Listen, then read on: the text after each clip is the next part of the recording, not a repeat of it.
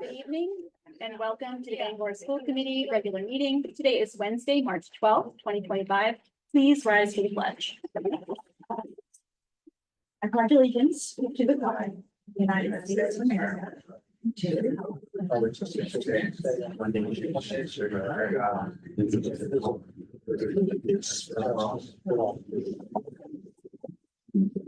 you. We have a recognition this evening. First, we have the main state. Yes, the Bangor School Department and the Bangor School Committee would like to recognize the winners in the main state tournament for speech and debate.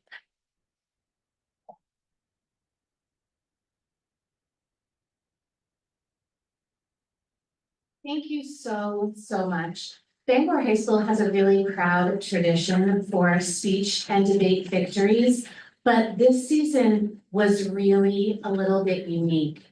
After a period of almost a year and a half when we had no speech team whatsoever, our speech team has grown and our debate team has strengthened. We won almost every single tournament throughout the season. We have several qualifiers for national tournaments, both for the National Catholic Forensics League in Chicago over Memorial Day weekend and for the National Speech and Debate Association tournament in June in Des Moines. People talk all the time about how schools are failing and about how students aren't achieving at high levels anymore. I think these students are a testament to the exact opposite of that. Not only do they show up for practice, but they willingly write additional essays that are not assigned for classes. They stand up and present. They are funny. They make people laugh. They make people cry. They make people think and ask questions about really big issues. And all of this is outside of the classroom of their own volition, because thinking and asking questions and talking about things with one another is the way that we seek understanding and achieve a better world. These students are going to do just that, and I couldn't be more proud of their achievements over the course of this season.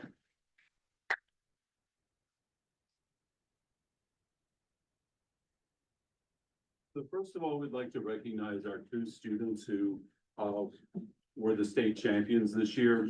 The first one was the state champion on the speech team, and that's Tobias Kennedy.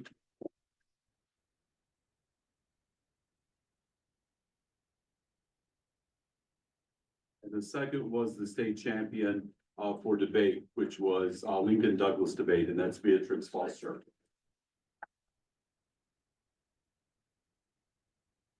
I'd also like to take this time to recognize the members of the debate team. The debate team was were the state champions this year. And the first one is Beatrix Foster, also the debate team. Nolan Baumgartner.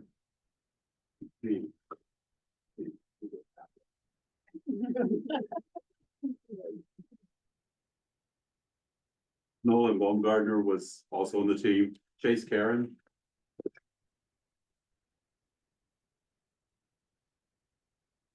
Gabriella Curtis.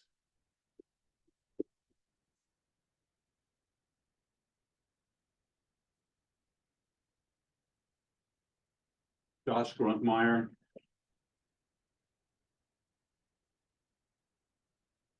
Sophie Hall.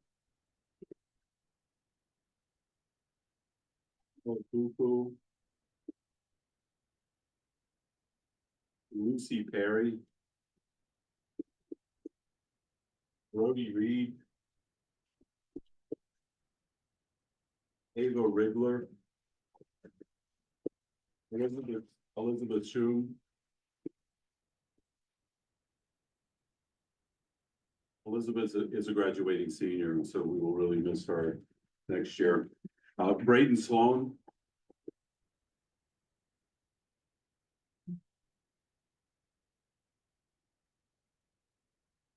Anka Soray. Juliana Venturelli. I would also like to take this opportunity to recognize Stephanie Hendricks, who was elected or named Coach of the Year for her speech.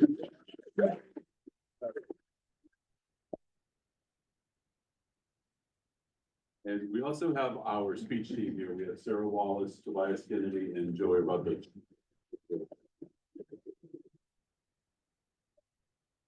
The speech team came in second, so that's quite an accomplishment. Yeah.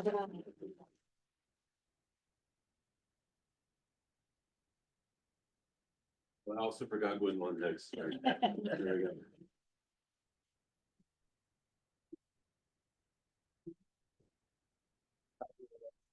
The school committee members to join you. So, in the third hand, you could see them next to the Hendricks and Sarah and Tobias and Glenn. If you guys can come in here and stand in front of the three gentlemen.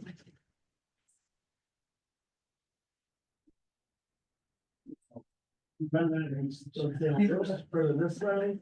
Like you can't see behind you. Very nice. Awesome. And then school committee.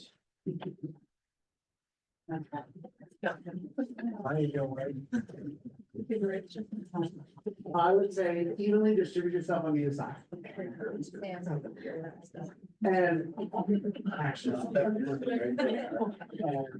You want to, here, yeah.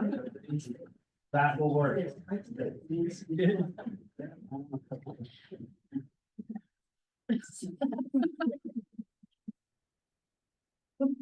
Everyone smile. Say Lincoln Douglas. Here's one you to smile. Thank you. You're awesome. Congratulations. Glenn.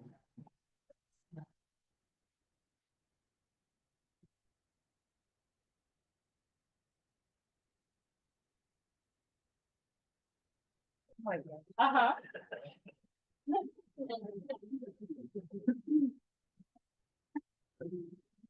Yeah, Stephanie. That's awesome.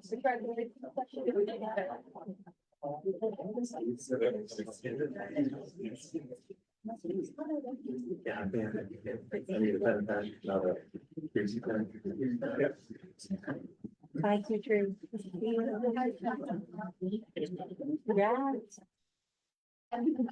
Yeah.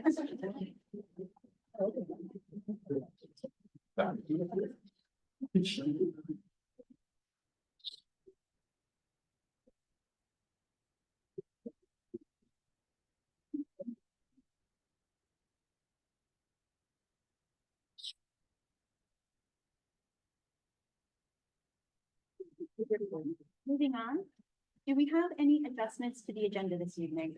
No adjustments. Up next, we have public comment. Before we introduce public comment, I'd like to read the policy statement. Members of the public may address school committee for up to 3 minutes on school and education matters. Public comments shall be directed to the school committee and be brief and non-repetitive. The school committee's practice is not to respond or debate with speakers during public comment period. We are here to listen. The superintendent or her staff will follow up with comments outside the meeting as appropriate. The committee will not permit profanity or shouting and requests that speakers be civil. Discussion of specific personnel or student matters and complaints concerning specific employees or students will not be allowed, but will be addressed through established policies and procedures. Before speaking, we encourage speakers to review school committee policy AC, which provides that the committee does not and will not discriminate nor tolerate discrimination against students or employees on the basis of membership in a protected class. Speakers who share comments contrary to this policy will not be allowed to continue. Before starting, please state your name and place of residence. Have you comment tonight? No? Okay. Up next, we have superintendent proposals and updates. And first item is the first reading of the agenda or the budget. So at this time, I would like to offer the first reading of our budget with modifications and changes from last time.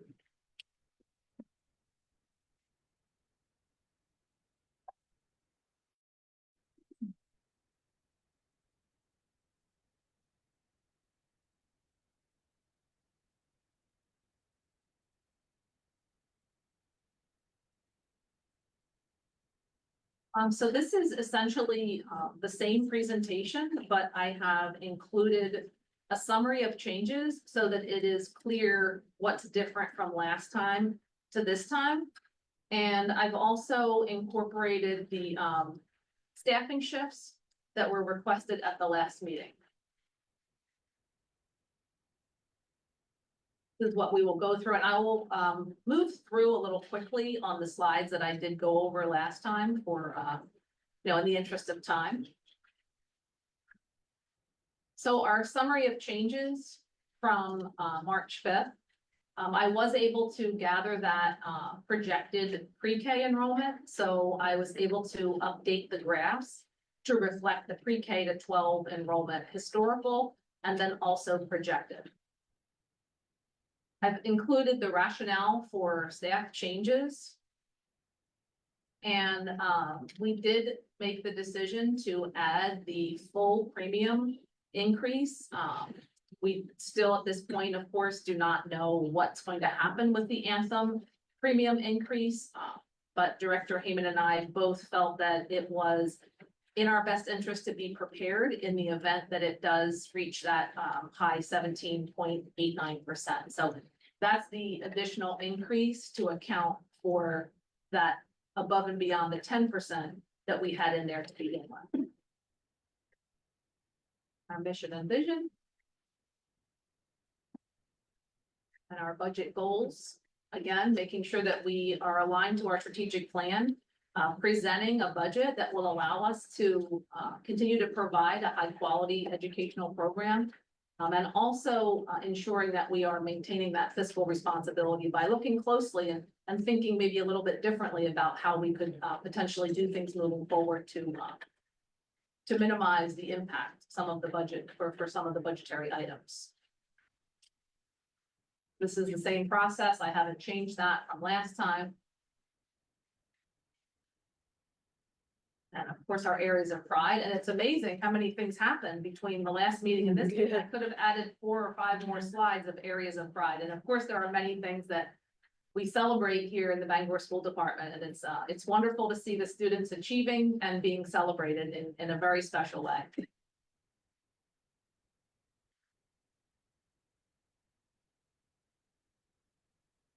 So this is the updated graph. Historical enrollment, including pre-K. And that this graph ends on 2024, 2025.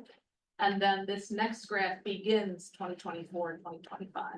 So you can see that, we are in line, unfortunately, with the rest of the nation in terms of the predicted numbers for enrollment in the public school systems. Demographic data has remained the same. And this is our new summary. So you can see there that we've had an increase here, for the local amount, and then that has, of course, impacted our overall increase, which is now landing at a 6.15. And I'll go through, you can feel free to interrupt me with any, go ahead, perfect. Can you remind us what the previous increase percentage was? It was 5.11, previous 11. Mm-hmm. Yep. 5.11. So that amount, because of the nature of that increase, did put that up pretty significantly. And all of these these are the state budget categories. Remember that the state requires us to have our budget categorized and organized in a specific manner. So that's what the cost centers are. And these numbers are all updated to reflect the increase in the health insurance premium. Again, is it possible to move the little box? Minimize it, yeah, perfect, thank you. And these are also updated numbers so that you can see the budget pyramid offers a summary of the major factors that have contributed to the increase. So we kind of grouped them together, and there are details around that. Now, the proposed staffing changes, I talked a little bit about some of these. Some of these have a budgetary impact, like we talked about, and then there are some others that we are looking to support with internal shifts. So I hadn't mentioned those last time because they didn't have a budgetary impact, but in looking at our overall staffing changes and in order for us to be clear and transparent, I've included those this time. So we have the positions that I talked about last time, the assistant athletic director. And the reasoning behind that is to be able to shift this, the middle level sports duties to one role so that we can increase our effectiveness in that. And then thinking about that flip side support, that is going to allow for our assistant principals to have more time with students and with teachers on a daily basis. The school counselor, which is the guidance counselor, we're adding one at the elementary level.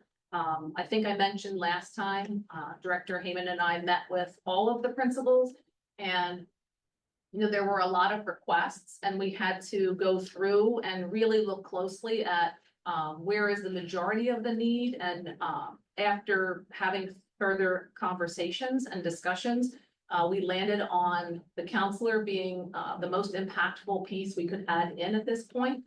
And that person would support the needs at the 3 elementary schools that are listed there. And it will increase the level of support there.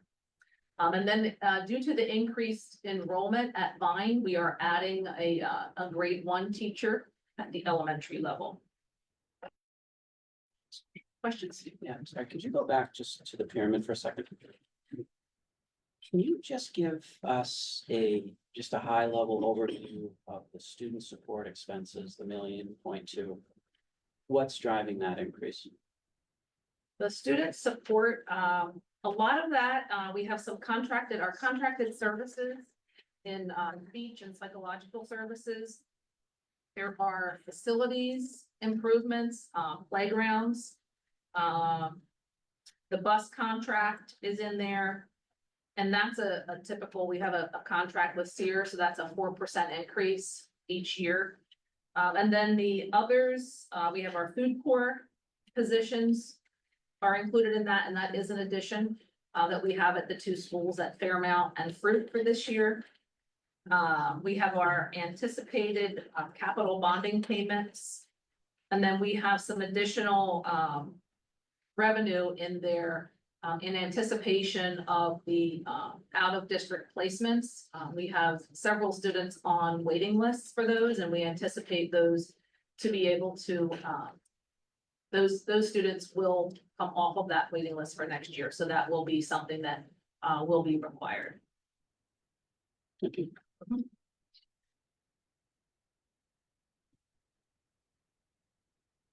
Any other questions?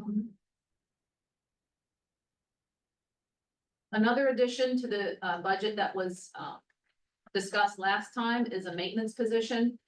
The rationale behind this is that system-wide, we need to increase our support for the ongoing maintenance of our aging buildings. There's a lot of little things that can be addressed, but there are a lot of them. So this is a definite need for the department, and I feel like it will really support the principals and keeping their buildings in the best shape as they possibly can. Now, the shifts that are not, we do not anticipate budgetary impact. Because of shifts in enrollment, we are looking to staff these other positions internally. And there are 2 of those right here, the grade 6 teacher that is at Dowdy, and an instructional specialist, which is very similar to an instructional coach, if you've heard, and we're looking at the literacy specialist and looking at, how we might consider expanding that to supporting all instruction. As we make changes with our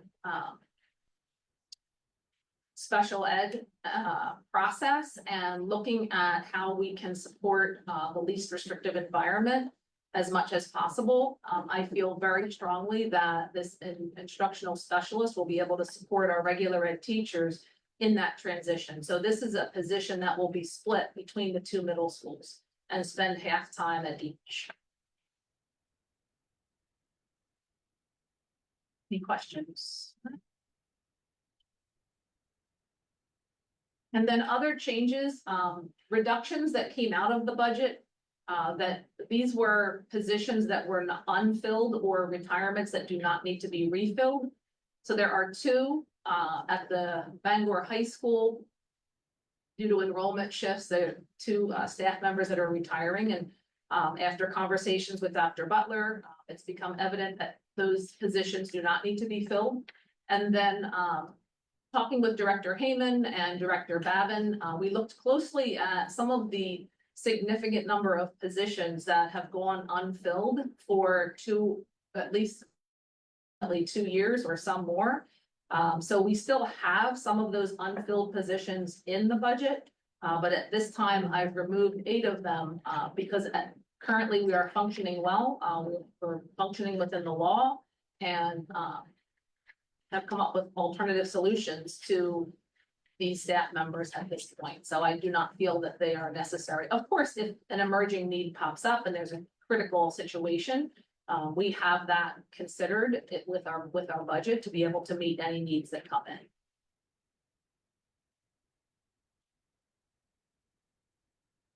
And then here are the cost centers, the graph. Updated to reflect our changes. And then this breaks down each of the cost centers.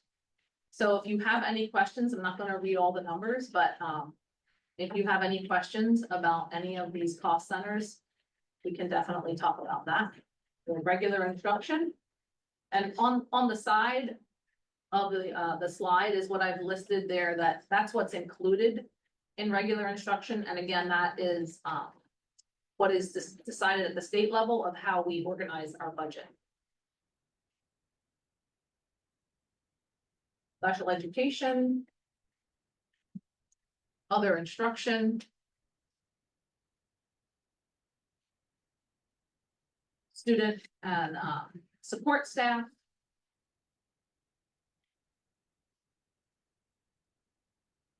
System administration.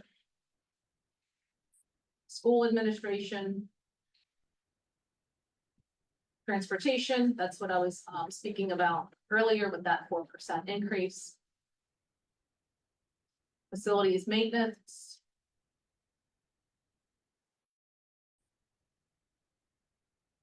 Our debt service. And our school lunch and other expenditures. And then this slide breaks everything down by division. So you can see each of the divisions, which are our schools and different departments within the school department. And again, there's the link to the details. Are there any questions?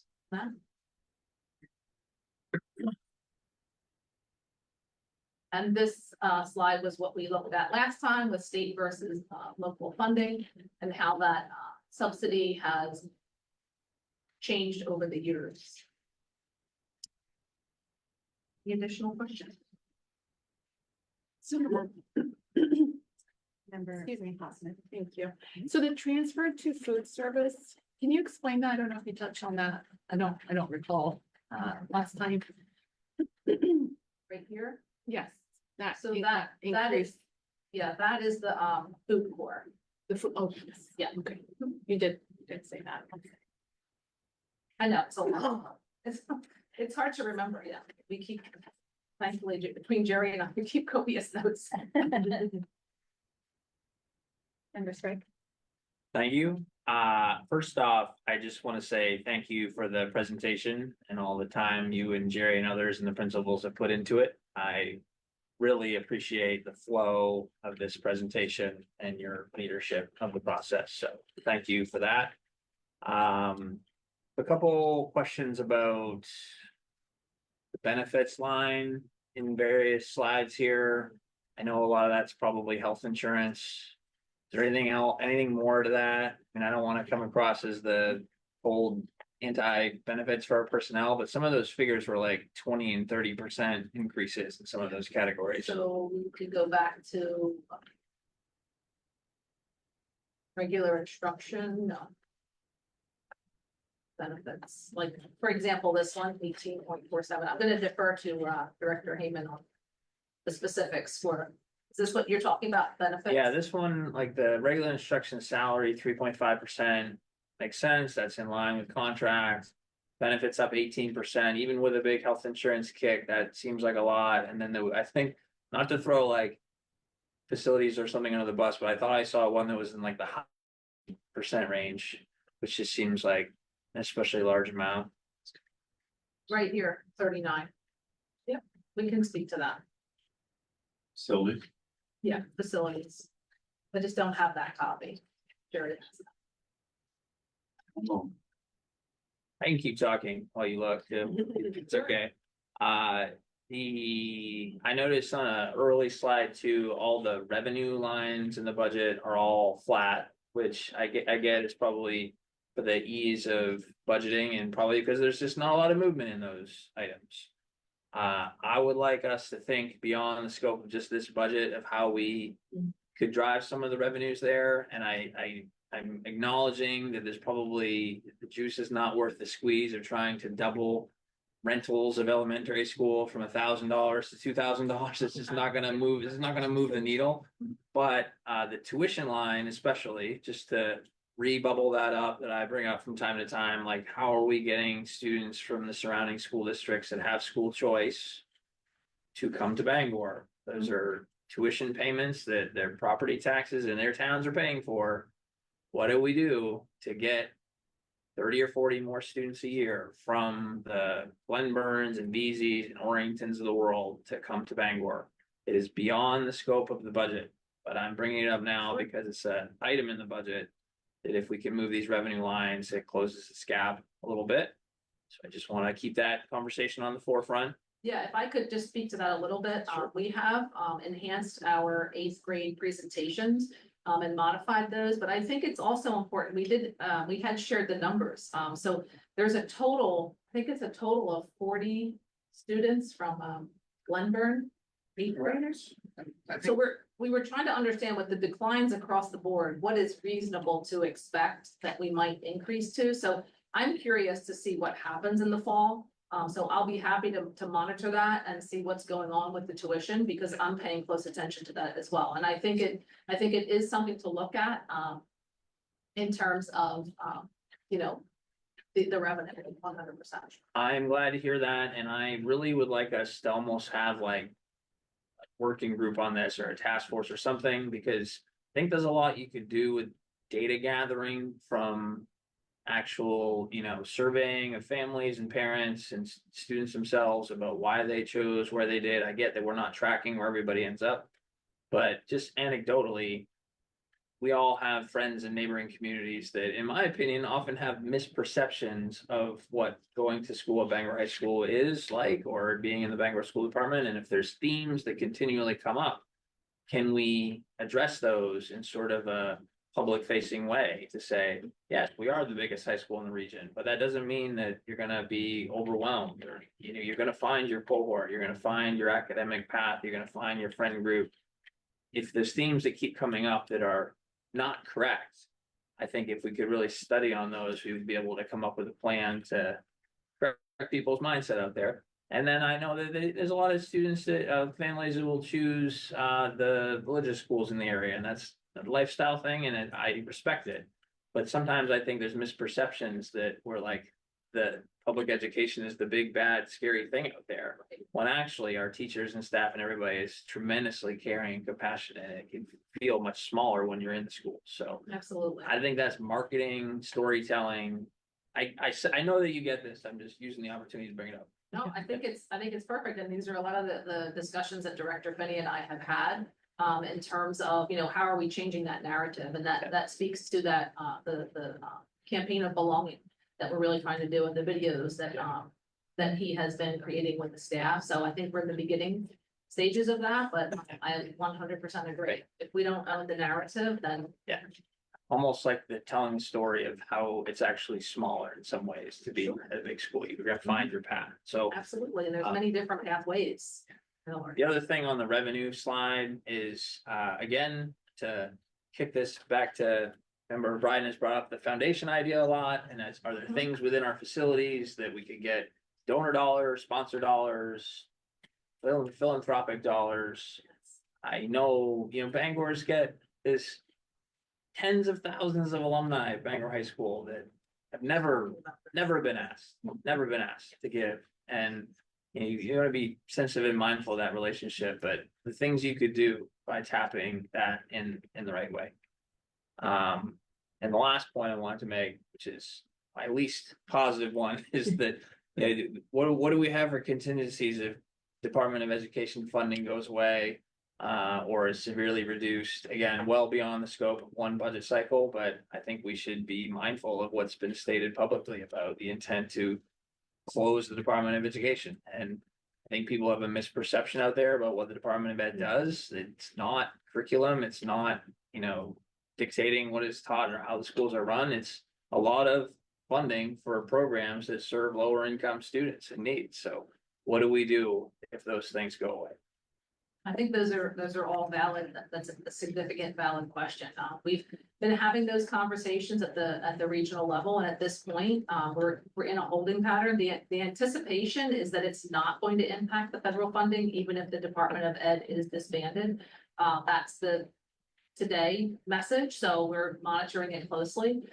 We could certainly, take a deeper dive into the what if. It's just a little tricky because there are so many different variables. We had no funding. I mean, I think talking to Dr. Harris Medberg recently, and is it 10% of the federal budget is 10% of the state budget. So to know how that whittles down into us per se is a little tricky, because what they're talking about doing is handing it back to the state. So then it's really going to be, well, what is the state going to do?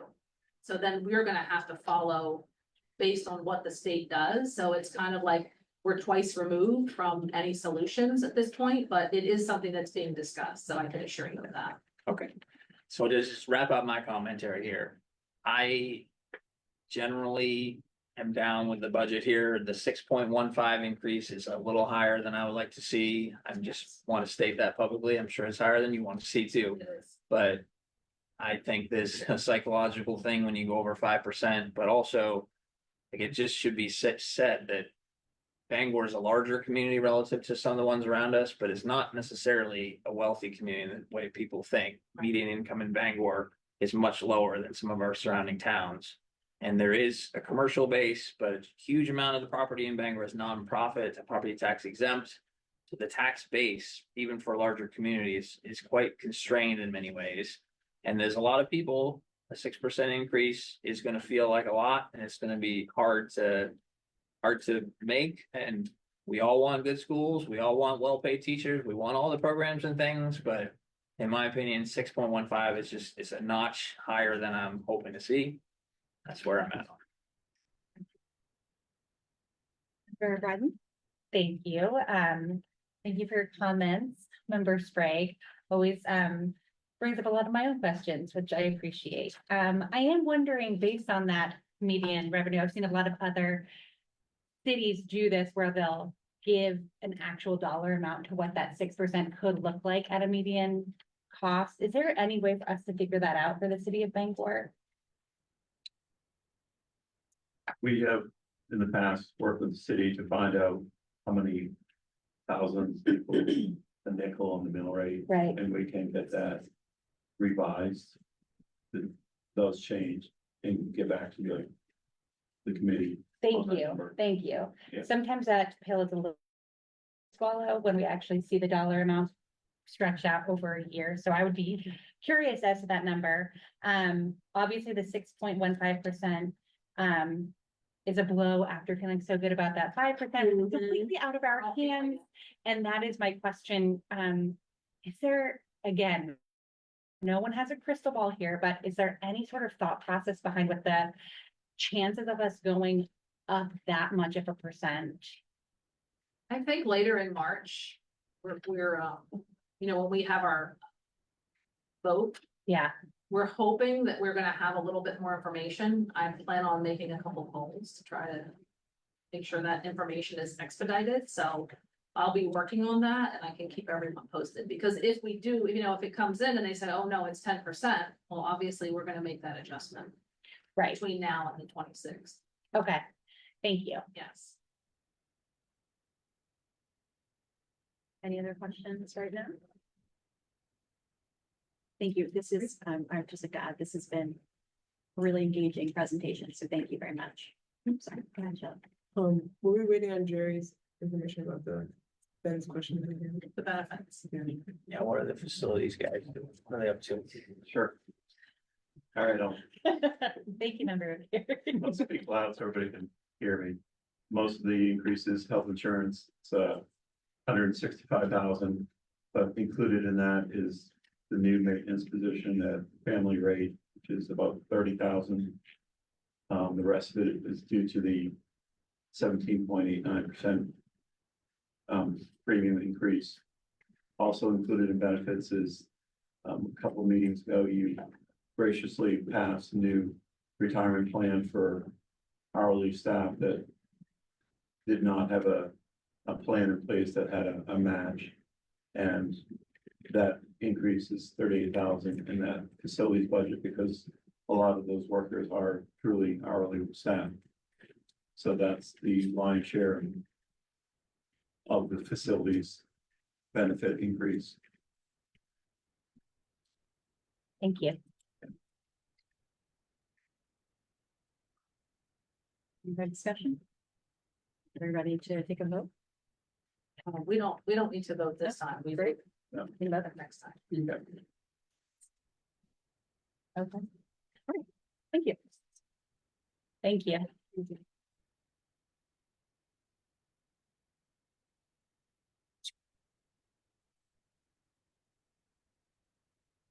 Up next, we have Superintendent's Academic Excellence Award.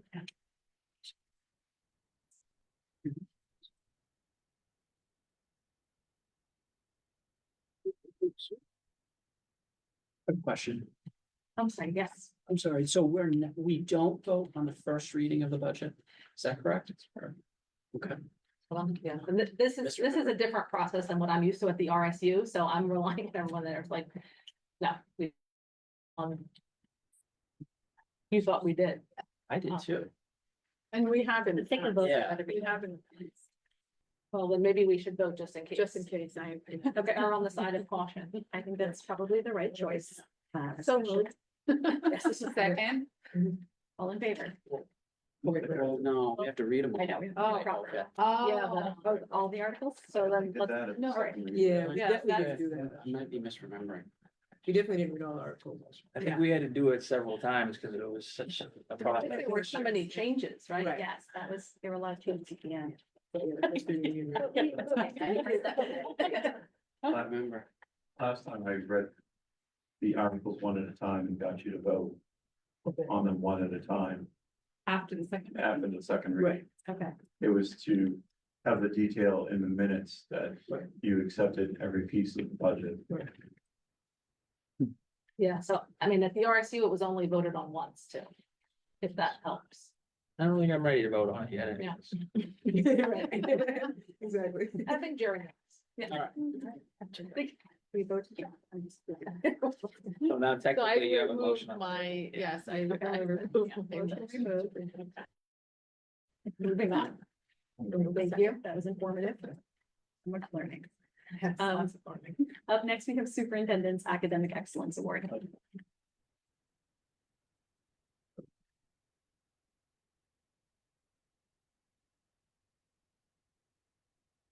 So I have good news that you can also really good about.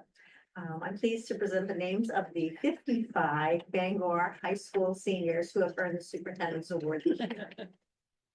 The award recognizes students who study at Bangor High School have engaged in the most ambitious and rigorous program of studies and have earned honor grades. The specific criteria for this award requires that they take a minimum of 10 honors or advanced placement courses and maintain a minimum grade point average of 4.0. And you have two of them. I'm going to read in alphabetical order. I will say, the highest was 27 courses. These are honors or AP courses. 27.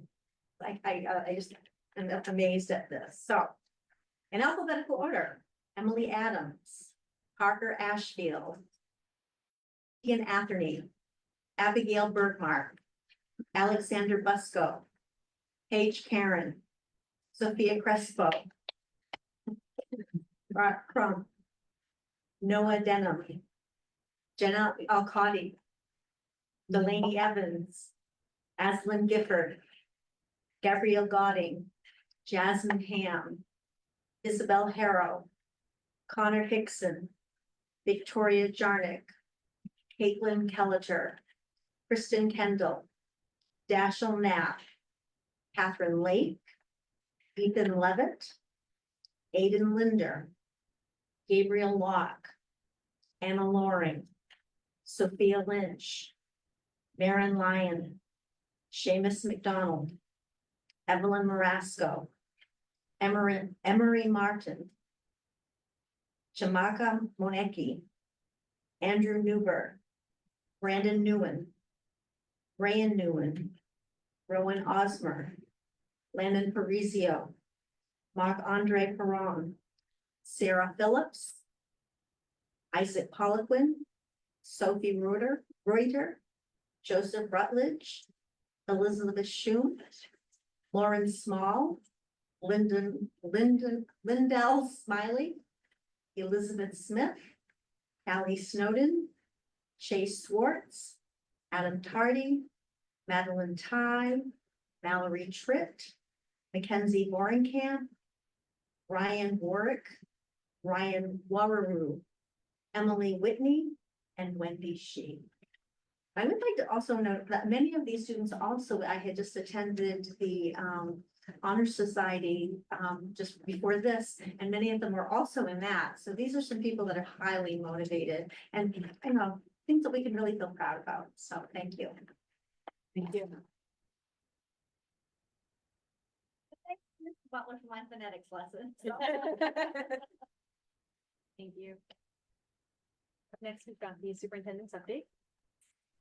So in my update, I've offered this edition of the Bangor Bulletin, in terms of, school visits, continuing to meet with students and staff weekly. And, I always wear my red sneakers when I go into the schools for the visits. And it was, really fun when I went into one of the elementary schools. A teacher told me that one of her students was somehow just couldn't wait to meet the superintendent. So I went there one day last week or the week before, and he was so excited to share that he had his red sneakers on too. So it's really, really great being able to get into the schools and make connections with everyone. The academic showcase is happening in all schools. I've already been to one. There's another one tomorrow. So lots of great exciting happenings this spring. The academic showcase is really a great event. But some schools have different themes, but all of them are there to highlight student learning for the year. So a wonderful opportunity if you're able to attend. The high school, as Dr. Harris Medberg just mentioned, the Humanities Honor Society induction just occurred, and that was wonderful to see so many students celebrated for their achievements. And they've also started a digital maker club at the high school. It sounds like that has a lot of excitement around it, so I'll be interested to see what results from that new club. The district calendar, we had talked a little bit about, with the changes, how important it will be to publicize that. So the link is on our website currently, and I've asked all administrators to add that link to their newsletters. And we'll have ongoing reminders of things as next year comes about. The budget update, that was our key. The health insurance increase was our biggest issue there. And we talked about the department-wide shifts in the presentation. One other highlight in terms of a partnership that I would like to talk a little bit about is Director Finney and I met with UMO representatives last week, and we talked about expanding, or I guess systemizing more so, our mentorship with the athletic program there. So it was a really productive meeting. We talked about a connection with the 4-H ambassador program and merging that with the athletics so that we could really be very intentional about pairing some of those athletes with some of our students who would benefit from that. So that is really exciting to see, to be able to support. And right now we talked about potentially 6th grade, but we're still kind of working out those details. So I'll make sure to keep all of you updated on that. At the last meeting, there was a request for the press update. At this point, this is the new configuration. So previously there was the spruce board, and what has just recently been approved by the DOE is to have an educational service center in the region, which is PRESC. So it's Penobscot Region Educational Service Center. So now Spruce is under that. And there are going to be future discussions, continued discussions on potential shared services that the region can benefit from. So I'll make sure to keep everyone updated. And then at this point with the federal changes, I'm not anticipating any disruptions to our federal funding, but we are monitoring that closely, and I will keep everyone updated. Thank you very much. Member Surratt. Any information at all about the USDA impact on the purchasing of food from? Yeah. Yeah. I checked with Director Scott on that, and at this point, we haven't heard anything. But again, I think that was a relatively new development again. So another piece that we're monitoring. I have another, our next district team meeting will be Tuesday. So we may hear something at that point, but at this point, we haven't. Yeah. Did I remember, do we purchase food from farms directly or from the Good Shepherd Food Bank directly? Good question. Does anyone know? I think there was Purchase a directly? pilot program a few years ago that Good Shepherd Food Bank was running. Maybe it's feeding Mainers that we bought some broccoli and maybe some apples from, but it was temporary. I can find out. I don't Definitely think find out if we it's- purchase from. Thank you. Any other questions right now? All right, moving on, we are moving into our business action items, and up first we have a vote on the minutes of the regular meeting of February 26th and workshop meeting of March 5th. And can I get a motion to approve those minutes? So moved. Second, all in favor? 7-0. Next is the financial reports of October 2024 and financial reports of November 2024. Can I get a motion to approve those reports? So moved. Second, all in favor? 7-0. Thank you. I'm sorry, did we skip reports of retirements? Oh, we did. I am Oh. sorry, that was me, I apologize. It's going with the flow. I'm sorry now. Apologize, all right, we're gonna take it back. Or should we finish the personal? No, we're gonna stop here. We're gonna do Yes, reports of we're in retirements. section. Then we'll come back, okay, apologies. All right. So the retirements that I have to report this evening are Cynthia Fish, IEP Compliance Coordinator, the Bangor Regional Program, Catherine Griffith, pre-K teacher at Abraham Lincoln School, Mark Hackett, Work Study Coordinator at Bangor High School, Joseph Pelletier, History Teacher, Bangor High School, Karen Smart, Special Education Teacher, James F. Dowdy, and Theodore Taylor, Science Teacher at Bangor High School.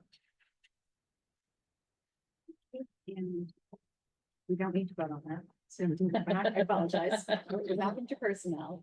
And next up we have our technology director. So I would just like to take a few moments to introduce to all of you our new tech director. We had a pretty extensive search trying to find a replacement from our previous director who left in December. And I feel like we had an excellent interview team, and we had several, many, I would say, highly qualified candidates. And Josh Young rose to the top and fortunately accepted the position and just started on Monday. So there isn't a vote necessarily required for this, but I wanted to be able to highlight and bring him in and have him share a little bit about himself and introduce himself to all of you. Hi, I'm Josh Young. Hello. I bring many years of experience in educational technology and in leadership. I was for 9 years, the IT manager for Mount Desert Island Regional School System. So learned a lot there, and I'm very excited to be here. This is a great system from what I've seen so far. I have a great team that I've been getting to know this week and working with, and I'm very excited to be working with all of you as we move things forward. Thank you. Welcome. Are we not taking a vote? No, we don't need to, great. All right, so next up we have extra duty assignments. I'm recommending approval for the following extra duty assignments for the 2024-2025 school year. James Strout, second year, A, baseball coach, James F. Dowdy School. Matthew O'Connell, assistant track coach, James F. Dowdy School. Brooke Depew, assistant track coach, James F. Dowdy School. Peyton Arbor, 0.5 IEP clerical at the Downey School. So moved. Second, All in favor? I'm abstaining. 6. Same.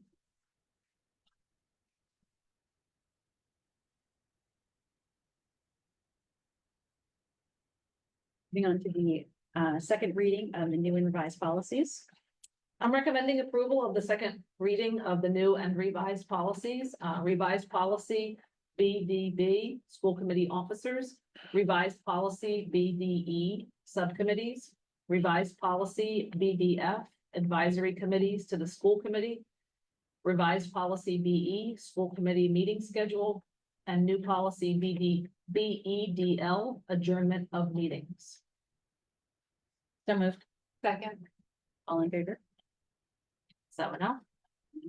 Thank you. And up next, we have donations, which will be read by member Bradley. Thank you, Chair.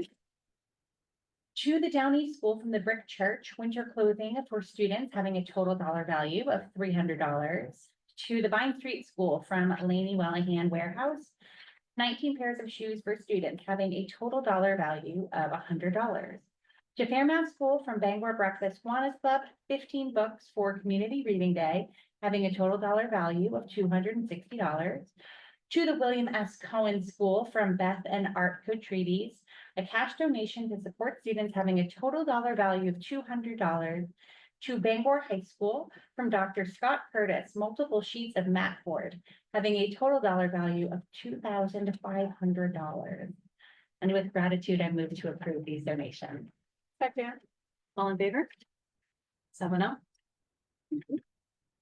Up next, we have introduction items, and that includes the first reading of new and revised policies. I'm recommending the first reading of the new and revised policies. Revised policy ACAD hazing, new policy BEC, executive sessions policy and law. Revised policy BEDH, public comment. Revised policy GDB 10, educational technology staff compensation guide. Revised policy JIE, pregnant students. Do you have any discussion on this? Move to approve. second, All in favor? 7-0. Thank you. And up next, we have committee updates. Do we have any updates or questions from the committee currently? Member Bryden. I'd like to, may I say my comments first before my committee update? Yes. An appropriate time. Thank you.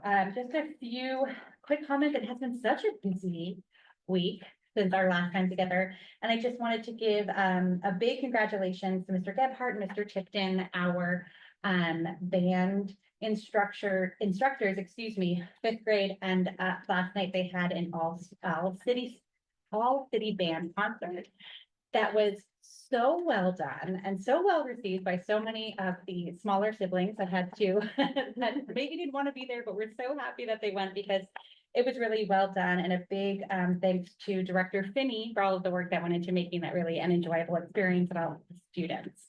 I also want to give a congratulations to our student board member, Sophia Crespo, for being receiving rather the Superintendent's Award of Excellence tonight. Congratulations. Second or third rather, I just want to say publicly that I do fully agree that the messaging of how we share Bangor High School and its story is so valuable, and I really love the idea of a task force. And I want it to be said that UTC has had a similar story, right, of people having a really incorrect misconception about what's happening at UTC, the incredible work that's being done there, and having to sort of almost prove themselves to the community. And I think that they have done an excellent job in stating some really new and creative ways to share their story, and especially having the students lead it. And so I'm fully on board with that advisory idea, and I would love to also, in any way, shape, or form, engage the staff and students at UTC that have really found success in doing that.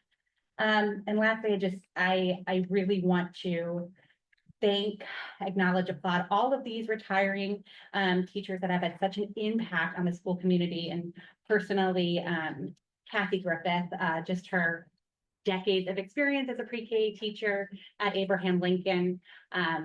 The world is a better place because she chose to be a teacher, and I'm grateful every single day that she does this work. And like all teachers, we're exceptionally lucky to have them, but Mrs. Griffith is one of a kind. So congratulations to her on her well-deserved retirement. Thank you, Member Bryden. Member Surratt.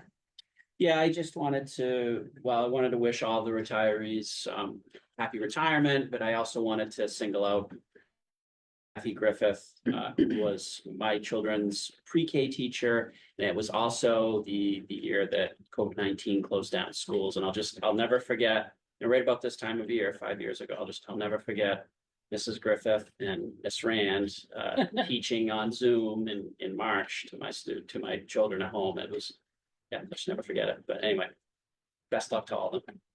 Thank you. Member Sprague. Thank you. I also wanted to acknowledge the retirees. There's some really good educators on that list. I had Mr. Pelletier as a teacher. He's my AP US history teacher in high school, and one of my favorite classes and favorite teachers. And he's very active in the community in different ways, and I hope he stays in the community. He coached the debate team for many years, very active and great teacher.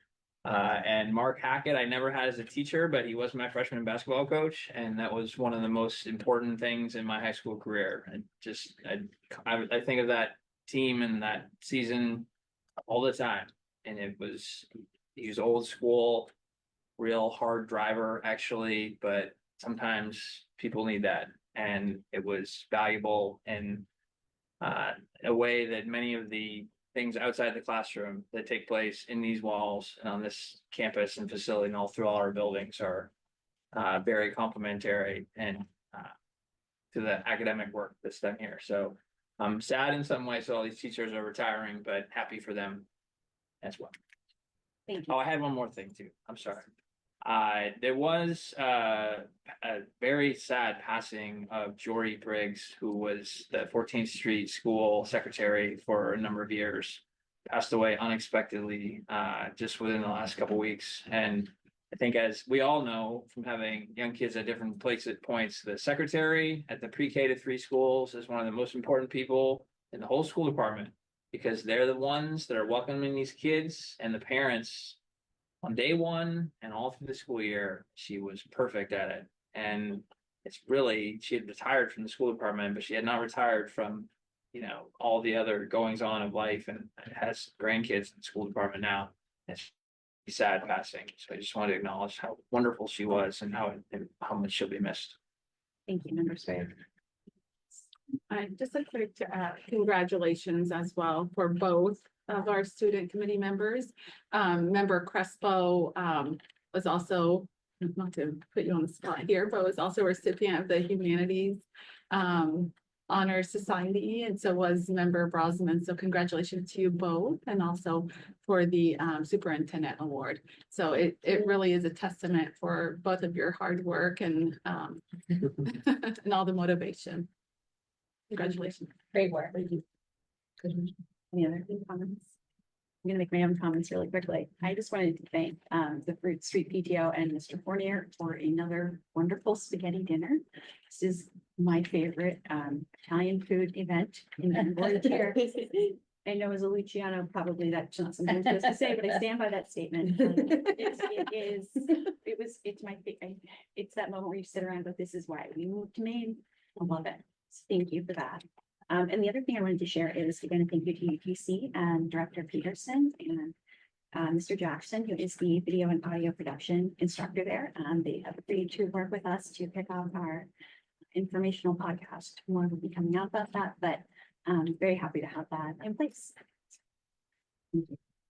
So I do have committee updates. I apologize that I put us on a journey of comments. But I just really quickly want to remind everyone that tomorrow, probably this week, I'm done. Tomorrow kicks off Skills USA for our UTC, which is this incredible program at UTC, this competition where our students all compete in their area of expertise against other students in the state, and then those winners will go on to our national competition. It starts tomorrow, and and that's hosted at the UTC campus. And then on Friday, that is when the winners are announced and the closing ceremonies happen, and it's a really big deal. So you can tune in, you can watch live, you can go down to UTC and see this happening. It's just really incredible to see in the way that we all have, right? With debate, with honors, with the instruments and music, seeing the students also be amazing at welding and automotive and just incredible at such a young age. It's a really incredible testament to the community that we have here and the ways that we uplift our students. And I just want to remind folks that we have that. And additionally, we will be they will be, I don't go there. They will be continuing to fundraise for the students that are going on to national competitions, starting with a 5K for those of us that are interested and might want to participate in that on March 3rd. So, I mean, May 3rd. So we'll continue to share updates as that comes along, but it's incredible. Their enrollment as of last week was over 800 students that have applied to participate in the program for just 11th and 12th grade, which again is stunning considering how much that program has grown and the school has grown. So great things all around. Thank you. any other representative reports? All right, student committee updates. So I just wanted to start off by congratulating the seniors on winning our spring carnival that we had last week. We got a little bit of participation in the costumes throughout the week, and we had a lot of fun during the activities after school. Tomorrow there's the Regional Mental Health Summit tomorrow at Husson, which a couple of our students are participating in, a big group out of the student council. And so they're all going to take a little field trip to Husson tomorrow and take part in some activities that have to do with mental health, both interactive and not. And don't forget, no school on Friday for students because it's teacher in service. We have spring sports starting up, baseball, softball, tennis, outdoor track, and lacrosse. And we've had our informational meetings for them in the past week. And also the junior class is hosting a craft fair on March 23rd from 10 a.m. to 3 p.m. Thank you. Last call for. Nope, we're moving information items here, so guys, I'm sorry. Have it in there. All right, moving on to informational items. Important upcoming dates, March 26th, 2025, regular meeting, 7 p.m. to Bangor High School Library. Wednesday, April 9th, regular meeting, 7 p.m. Bangor High School Library. Wednesday, April 30th, regular meeting, 7 p.m. Bangor High School Library. Now, any other questions or comments from the committee? No, okay. Great. Move to adjourn. Second, all in favor? Someone else.